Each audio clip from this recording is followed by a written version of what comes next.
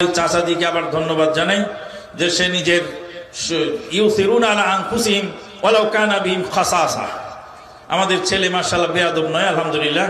আল্লাহ পাক তাকে আদবে, আখলাকে, ঈমানে, আমলে বারাকা দান করুন। চাচার কাছে আমরা অনুরোধ করব যে আর চাচারা যেন সমালোচনা করার সুযোগ না পায়, সেদিকে খেয়াল রাখতে হবে। প্রয়োজনে কোথায় যেতে হলে চাচাকে বলে যেতে হবে, চাচা আমাকে ডাকছে, একটু যাচ্ছি, আপনার কোনো পরামর্শ থাকলে দেন, একটু বললে আর বাকি সেখানে কিছু বলার থাকে না। আপনারা কি অনেক বিরক্ত হয়ে গেছেন? সবকিছুর তো একটা ভদ্রতা থাকে। এটা কেমন ভদ্রতা আপনাদের? আমি তো আপনাদের জন্য এসেছি আর আপনারা এখন উঠে চলে যাচ্ছেন। এটার নাম ইসলামী শিক্ষা নাকি? একটু তো বিবেক থাকা উচিত। মনে কিছু নেবেন না, কথাটা হয়তো শক্ত হলো।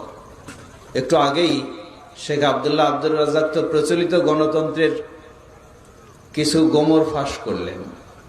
তাহলে সেই চিন্তায় তো আবার সবাই দৌড়াইতেছি।